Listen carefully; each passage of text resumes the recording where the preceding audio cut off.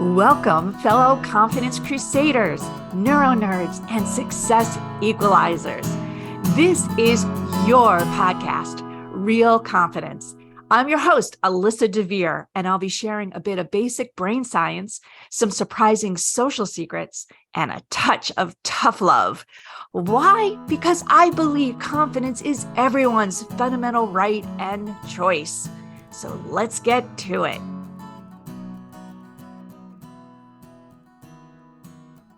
Well, my friends, how do you get somebody to change their mind who just doesn't want to is our topic for today. And Jackie Roby is so cool. And I'm so excited that you're here with us.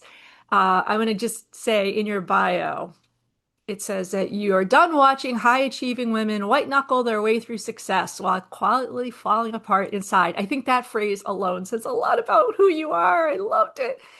And you do so many things as a coach and all the groups that you have to help people, particularly women, feel more confident. And you just told me that you have a book coming out. Congratulations. So Thank excited. you. Thank you so much. We will definitely give all kinds of links and contact information at the end. But Jackie, why don't you give a little bit more information about kind of like how and why you got into this space and what is this, what is your kind of superpower? Because I've seen it in action. It's pretty amazing. Thank you. I'm already blushing. Well, my origin story, I would say, really came to fruition in my 20s when I fell into a deep depression. And it was riddled with panic and paranoia. And I had to literally pick myself up off the ground. A big turning point was having a panic attack in the shower, falling down, hitting my head, and not wanting to go to the hospital, but wanting to go to work instead. That was a real telling moment of what I was experiencing. And as I worked on my mental health, what I didn't realize was that I also needed to work on my mental wellness. And those were two separate things. And now, what I love to do is be able to support people, support especially women, in this way of realizing they don't have to disappear in order to be successful, and how we can do that. And actually, doing that is a leadership strategy because it gets you to think different, respond instead of react, and reach a new level that we were never taught to reach. A new level. What do you mean by that? Mm. A new level in your career, in your life, and in how you get to experience the world.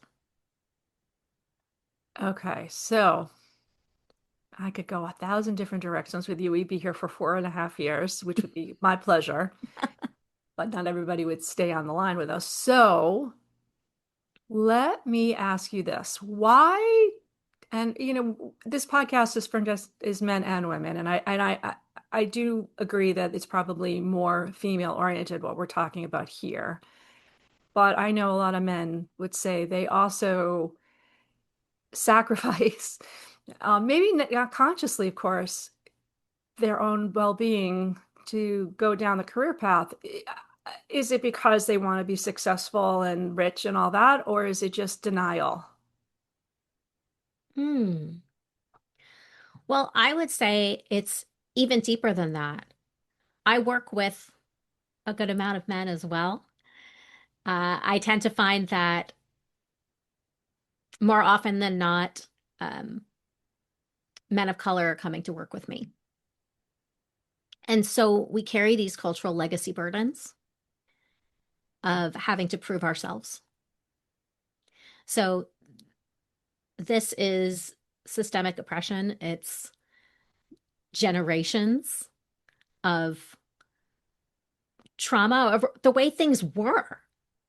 And even though our ancestors paved the way to make things different for us, it's really difficult to let go of what that conditioning.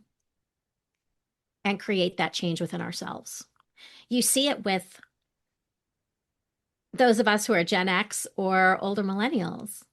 We pave the way for mental wellness days, but do we take them? Well put, my friend. Well put. All right. Well, again, you've opened up all kinds of interesting thoughts in my brain here, but this idea of having to prove ourselves, I think this brings us back to the topic you and I agreed on talking about today, because again, we could do a lot of different things, but in your career, maybe even in your own home, or at least with some relatives and friends, I'm sure we all have people. I actually had an experience this weekend recently that I want to put as part of our conversation, but people who their minds are set, whatever the issue, politics, the weather, anything. And I think it's a lot because they're trying to prove something to themselves, to others.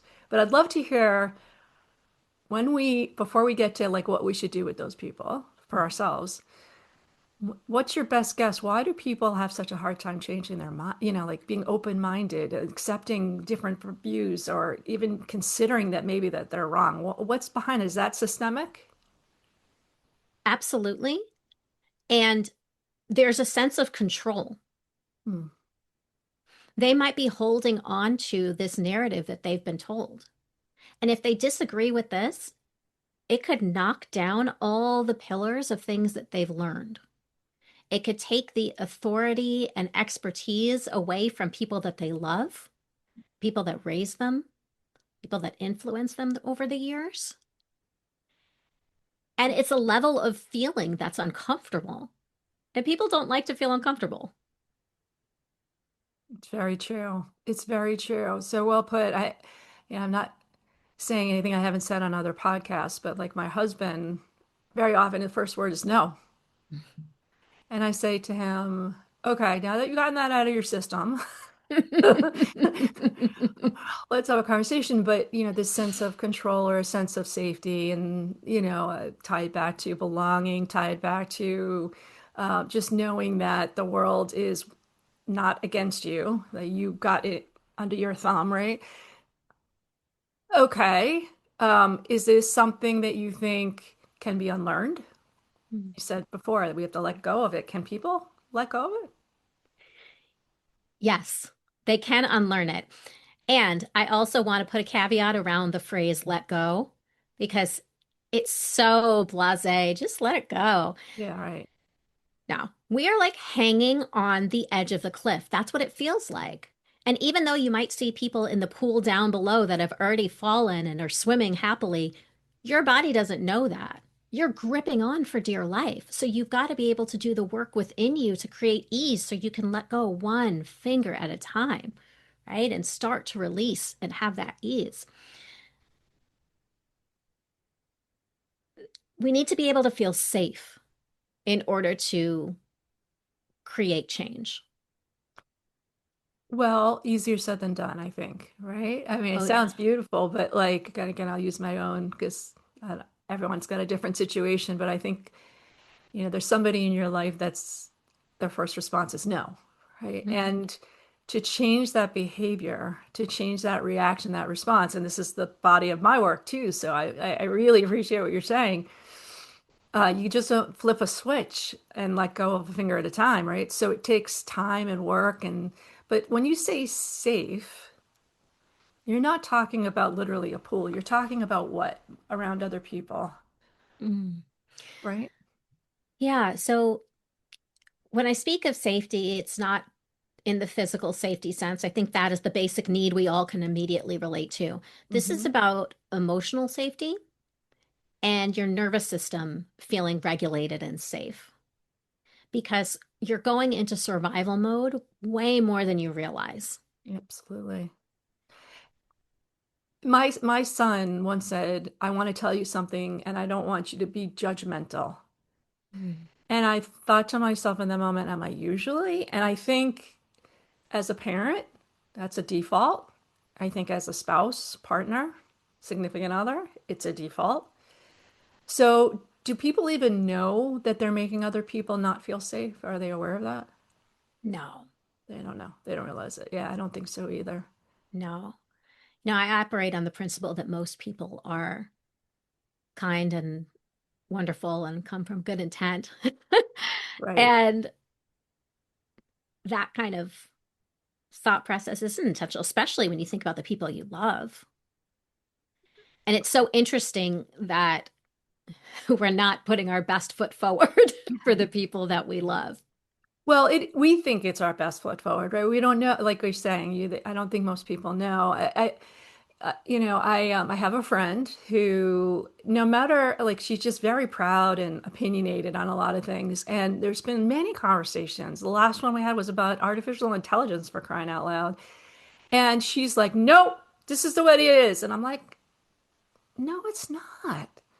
And it's not because I'm right. It's because there are lots of other potential things and information that she doesn't know. I don't know. But to make it like, so, and it's hard. It's hard sometimes, like I say to myself, am I doing something that's triggering her? Hmm. And I do think that a lot of people, it's been so tightly programmed that they don't know they're doing it to other people. They don't know they're reacting that way, right? And the irony is she actually has a degree in a PhD in psychology. So anyway, um, but needless to say, that is definitely a response mechanism I want people to start thinking about. Another conversation I happen to have this weekend, and it's all aligned here. Can you teach people to be emotionally intelligent so that they realize they're having that response? Is that something people can learn to do Yes. at any Yeah. age? Yes. All right. So let's build the scenario out of what's happening when you're dealing with somebody that doesn't want to change their mind or maybe is not even open-minded to other people's opinions. How does that build a scenario for me? Like, what do you typically hear around this topic? Is it that somebody is in a work environment and they want to do something different, or what is typically the cause? So to confirm, am I looking at the person who's bringing up something different or the one who's resisting it? Oh, bringing it up, like, what do you hear more often that, what causes this sense of, I don't know how to change so and so's mind? Like, what is it they're trying to do? What are they trying to change? Hmm. So oftentimes in the professional environment, it's bringing an idea to the table and getting pushback on the idea. Yeah, so and an idea could be anything. It could be, I want to change the process, or maybe we're not thinking about this thing as broadly, we should do more research. It could be anything, is what you're saying. Exactly. Exactly. Okay. And is it necessarily somebody who is junior or junior for that room, or it doesn't matter what level? It doesn't matter what level. Okay. Or it could be somebody of color or not. It could be somebody female or not. It could be anybody. Okay. All right. So they're in a work environment. Mhm. They are up against this naysayer. What's a typical reaction from the person who presented the idea? What does this look like? Mm. So it can create this anger, this frustration of, I don't matter. This person's never going to change. I can't do anything about it, which basically leads to a hopelessness. Mm, But then there's also a story that goes with it. There's a defensiveness around this was really good, and I need to play out every single scenario of why this was good and what this person has done in the past and how it's all leading up to this moment and this no. And depending where they are in the scenario in their journey, it could also look like freezing and not thinking their idea was good. right. And then not even trying next time, right? Not even bothering, Exactly. right? Either way, you're stopping the process of momentum and innovation. Of course. Of course. But I think the reaction for most people is Of course, there's so many variables. Depends on the relationship you have with this person. If the person who said no, if the person who said no does it all the time, you're like, well, yeah, I don't know why I'm bothering, right? Like you might have a different response. But let's just assume again that you're like, that was a really good idea and that they should listen to me. Mhm. So this, what we would call survival mode or cave person mode of hunkering down or getting angry, that's completely acceptable. Do you think that this is, I mean, I think it's pervasive, and whether you want to call your environment toxic or not, that's a different conversation, but I think this happens constantly to everyone. Mhm. Absolutely. What triggers somebody to say, okay, that's enough. I got to figure out how to get through to this person. Is there usually a commonality of why they're like, it's enough? Because you could just not give an idea next time and the problem's gone, but there's a moment where you say, wait a minute, Mm. I have something here that needs to be heard. Mm. Yeah, there's a point of frustration, actually, is usually what it comes to, Okay. because there's a built level of confidence in your own idea and in your own intelligence. Hmm. Because if you are shutting it down and not wanting to contribute, you're not at that level yet. You haven't hit that frustration. Fair enough. All right. Yeah. And of course, you might just decide not to deal with it because of economic or all kinds of other issues. But what I want to do is take a quick sponsor break because when we come back, I want you to help me. If that was me, I've reached a level of like, damn it, I want this person to listen to me. What should I do? I want you to help me with the steps of what I should do. All right. So we'll be right back with Jackie. Want to level up your confidence, your career, maybe even your coaching? Well, then head over to AmericanConfidenceInstitute.com. E-classes are there as well as our coaching certification program, and you don't need any coaching experience to do it. However, if you are an experienced coach, you can get ICF and SHRM continuing credit. It's fast and easy. If you work in an organization, consider bringing in a kick-ass keynote or a uniquely engaging workshop. We also have team learning programs, and they all apply to both your personal and professional life, which makes them really special. They're great for ERGs, the leaders, the member programming, or really any type of professional learning and development in your organization. So give us a holler at www.americanconfidenceinstitute.com. I said, Jackie Roby, help me through this now because I'm in a position, hypothetically, but probably will happen later today, where I'm trying to get somebody to listen to something I have to say, and they're not. They're just close shutting me down, and it could be for any reason, but I really want them to understand what I have to say, or at least listen to what I have to say. What's my best foot forward? Mm. So, first, what I'd recommend is giving yourself the safety before you start the conversation. Okay, how do I do that? Okay.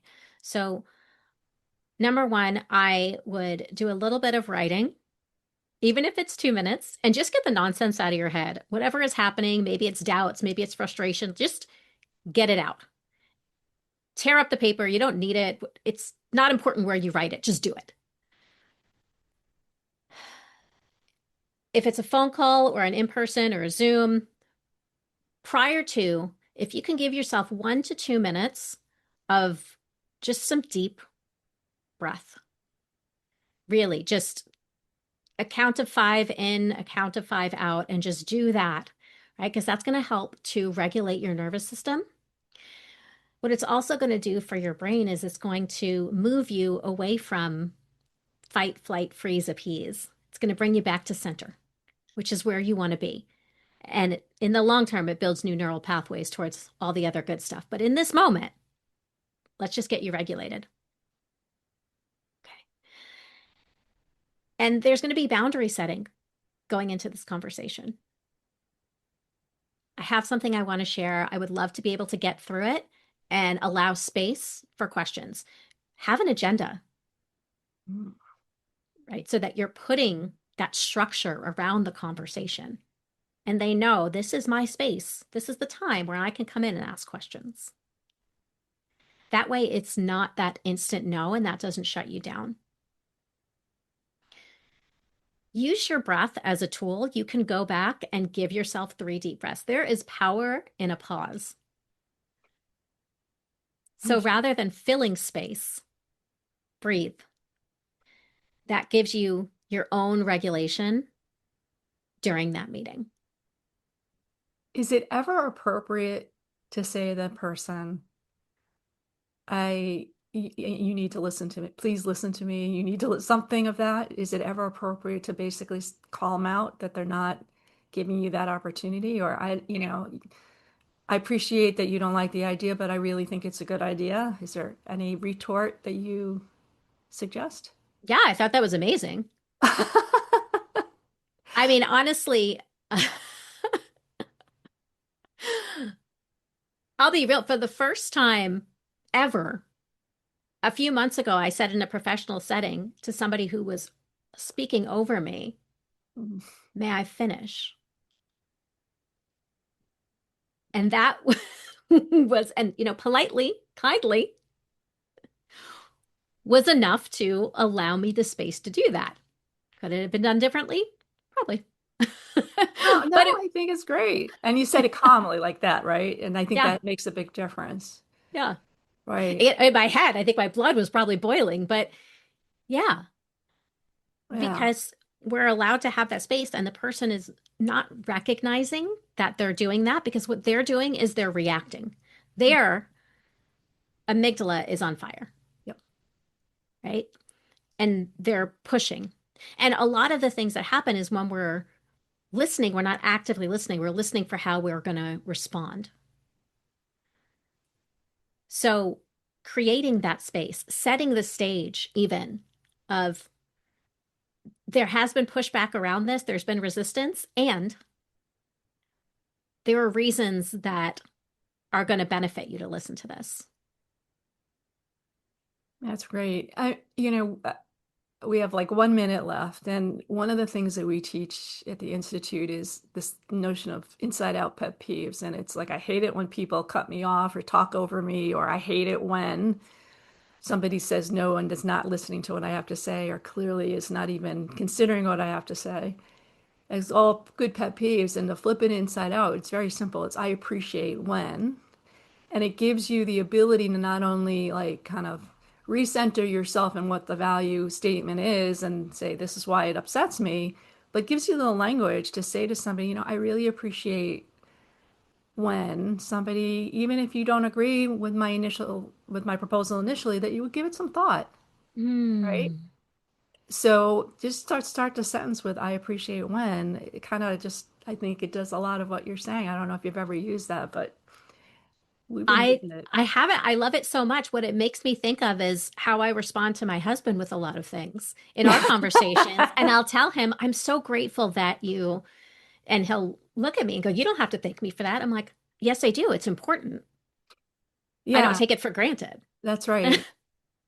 And I also say you have to train people, particularly spouses, on what your values are so they can respect them. Otherwise, they don't know. So I appreciate it when you don't cut me off. I appreciate it when you listen to me or you look at me while I'm speaking. Whatever it is, it kind of trains them. So it's not a bad tool. But One of my, anyway, more oh, importantly, I want people to be able to reach you because your work on stage, in books, in events, as I said, you've got so much to offer folks. How do they get plugged into the world of Jackie Roby?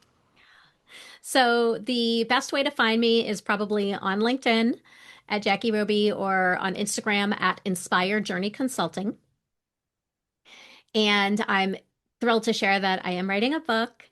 It's going to be coming out in the spring called Palatable, Profitable, and Dying Inside.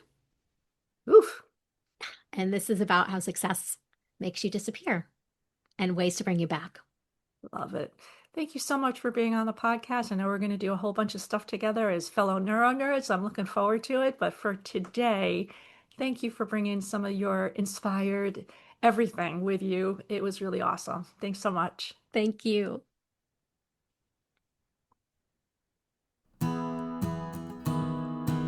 Before we totally wrap up, I want to let you know that full transcripts and show notes for this and other Real Confidence episodes can be found on www.americanconfidenceinstitute.com/podcast. I also want to remind you once again that the best way to get confidence is to give it to others, and you can do it just by liking and sharing this episode on your preferred podcast and social media channels. You can even give me some confidence by noting topics you'd like me to consider for the future. So for now, this is Alyssa DeVere. Thank you for helping to bring more confidence to the world. Master editing done by Ben Weinstein with original music performed and composed by Jeff Mitchell. Real Confidence is a production of American Confidence Institute. All rights reserved.